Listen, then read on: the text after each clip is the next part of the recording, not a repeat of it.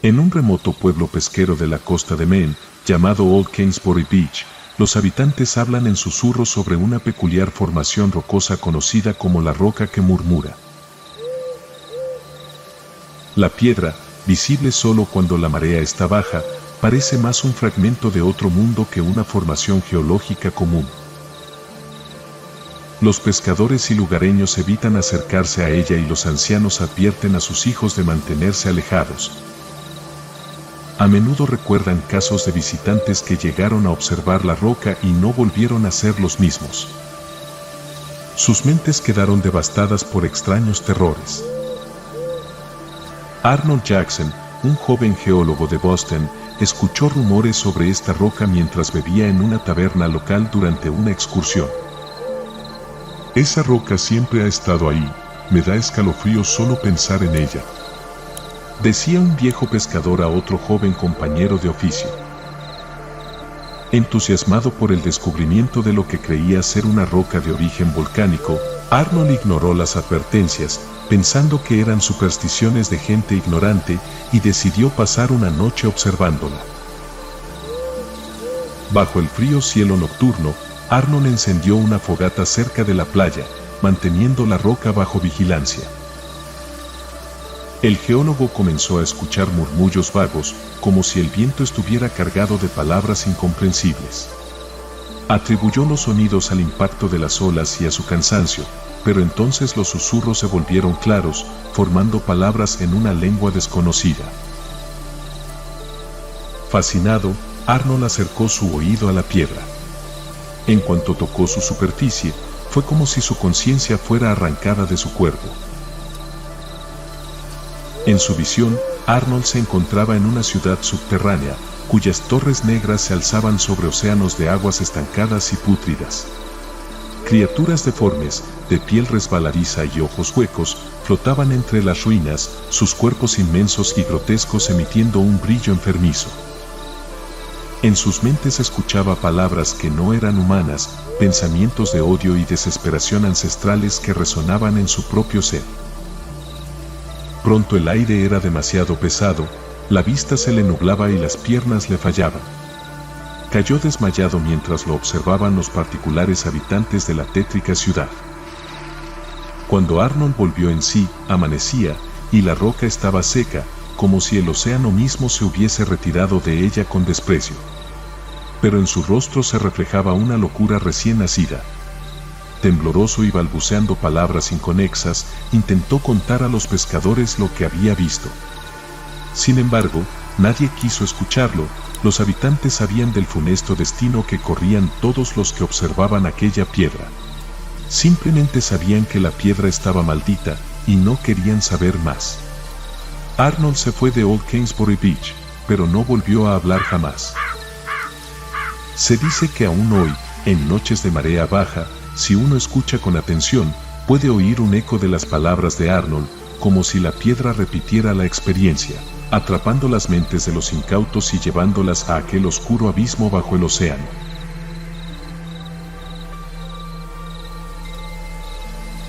En el otoño de 1924, el erudito Edgar Fraser encontró un manuscrito en un rincón oscuro de la biblioteca de la Universidad de Nueva Orleans.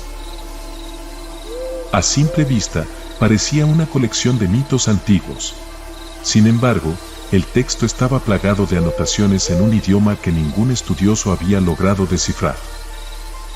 Edgar, un hombre de mente analítica y fe en la razón humana, comenzó a estudiar el libro con creciente obsesión. A medida que avanzaba en su traducción, el texto empezaba a causarle terribles migrañas y sueños tan vívidos que Edgar temía quedarse dormido. El manuscrito hablaba de una civilización olvidada, los hijos del viento oscuro, quienes, antes de la era de los hombres, dominaban los secretos de la materia y de los mundos paralelos. En el último capítulo, relataba un ritual prohibido que abría las puertas hacia el abismo de la sombra. Cada noche, mientras traducía una página más, Edgar sentía una presencia más tangible en su habitación, una especie de sombra que, aunque sin forma, parecía estar viva. Al principio, lo atribuyó a la fatiga, pero pronto notó que la sombra crecía en densidad, ganaba forma y se volvía más opaca. Una madrugada, mientras leía las líneas finales del texto, su visión se nubló, y cuando sus ojos recuperaron el enfoque, encontró frente a él una figura de ojos vacíos y deforme, con un manto de oscuridad que parecía absorber toda la luz. Sin darse cuenta, había pronunciado en voz alta la última línea del manuscrito. La figura se acercó lentamente, y cada paso suyo hacía que la habitación pareciera desmoronarse y deformarse en ángulos imposibles. Edgar intentó moverse, pero era como si una fuerza invisible lo sujetara, obligándolo a mirar a la criatura que ahora estaba a centímetros de su rostro. Era, sin duda, la forma de un hombre en una gran sotana que se arrastraba mientras avanzaba. Sin embargo, sus brazos eran demasiado largos. Sus manos, inmensas y cadavéricas, de dedos largos y delgados como lápices, le agarraron por los hombros. Esta criatura, salida del mismo infierno, le habló en un tono que sonaba a 1000 ecos sobrepuestos, murmurándole palabras que la mente humana no podía comprender sin enloquecer. Al día siguiente, la biblioteca estaba desierta, pero el manuscrito permanecía en el escritorio de Edgar, intacto. Desde entonces, hay quienes afirman haber visto sombras de brazos larguísimos y manos como garras largas y afiladas que se mueven por los pasillos. Se escucha, como parte de una peregrinación infernal, un murmullo incesante, como si alguien repitiera en un susurro el hechizo final que las trajo de vuelta a este mundo.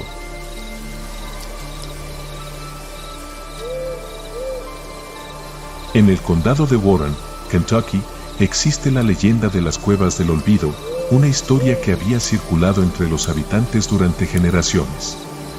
Ubicadas en un acantilado inaccesible, las cuevas eran conocidas por un extraño fenómeno. Cualquiera que se aventuraba demasiado profundo en ellas regresaba incapaz de recordar lo que había visto, como si su mente hubiera sido borrada, nublada, arrebatada. El Dr. Walter Watt, un afamado explorador y científico, decidió aventurarse en aquellas cuevas con un grupo de expertos en arqueología. Para él, las historias de los lugareños no eran más que un mito, un cuento de terror para asustar a los niños o una exageración para mantener a los curiosos alejados. Cual fuera la razón, no haría caso a los lugareños. Él estaba decidido a descubrir qué ocultaba aquel sistema de cuevas. Armado con linternas, equipos de escalada y provisiones para varios días, Walter y su equipo descendieron en el primer pasadizo al caer la noche. A medida que avanzaban, los pasillos se volvían más angostos, y los sonidos de sus propios pasos reverberaban de manera anormal, como si los ecos provinieran de profundidades infinitas. A mitad de la exploración, empezaron a percibir en las paredes inscripciones en una lengua inhumana y símbolos que parecían vibrar al tacto. Vaya, parece la escritura de alguna lengua muy antigua. Ojalá pudiéramos saber qué dicen, dijo Walter mientras examinaba las paredes. Conforme el equipo se internaba, una sensación de opresión nos invadía, como si el aire se tornara denso, difícil de respirar, y cada paso fuera más pesado.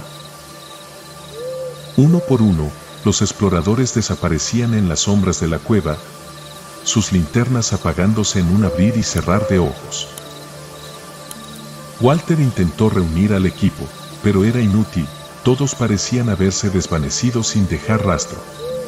Cuando al fin quedó solo, Walter se topó con una gran puerta de piedra, cubierta de inscripciones que parecían moverse ante su vista. La puerta emanaba un retumbar bajo, como un latido que resonaba en el alma misma del doctor. Horrorizado, el científico entendió que aquello no era una simple cueva, comprendió el significado de los símbolos en las paredes y que aquella puerta era una entrada a un reino más antiguo y oscuro que el tiempo mismo. Un abismo donde fuerzas cósmicas y monstruos dormían desde épocas inconcebibles. En ese momento, sintió como su cuerpo era arrastrado hacia la puerta, y vislumbró la figura de algo inmenso al otro lado, una criatura de forma imposible, indescriptible, tan grande como una torre y delgada como una rama de árbol, cuya presencia lo sumió en un terror absoluto. La puerta se cerró abruptamente, y Walter se encontró en el exterior, bajo la luz del sol. Sin embargo, su memoria estaba destrozada, no recordaba ni el motivo de su expedición ni los rostros de sus compañeros. Al regresar a Warren, el doctor vivió el resto de sus días en silencio y terror, balbuceando a veces sobre los ojos que observan desde el abismo y las puertas del olvido que nadie debe cruzar. Sin saberlo o, tal vez, sin recordarlo, aquellas palabras ya las había visto escritas en las lúgubres paredes de la cueva del olvido. Si disfrutaste de este contenido, suscríbete y deja tu like para escuchar más historias así.